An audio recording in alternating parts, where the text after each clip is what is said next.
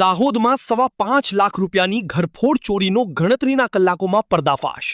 Dahod town એ division પોલીસે 2 આરોપીઓને ઝડપી પાડી ચોરીનો ભેદ ઉકેલી નાખ્યો.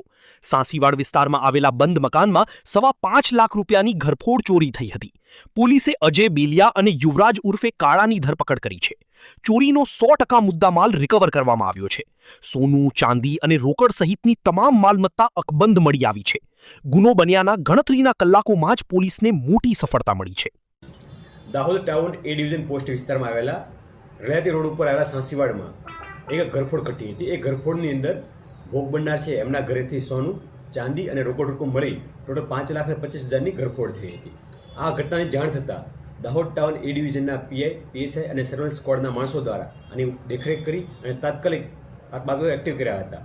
અને સ્ક્વોડના માણસોની બાતમી આધારે ગણતરીના કલાકોમાં 2 આરોપી જેઓના નામ છે અજય રાજુ બેલિયા અને યુવરાજ ઉર્ફે કાળો સંજય રાજેશભાઈ સિસોદિયા, આ બંને આરોપીને પકડી પાડી તેમની પાસેથી 100% સોનું, ચાંદીને રોકડ રકમ કબજે કરી અને ટોટલ 5,25,000 મુદ્દામાલ જે ગયો હતો એ સંપૂર્ણપણે 100% રિકવર કરવામાં આવ્યો છે.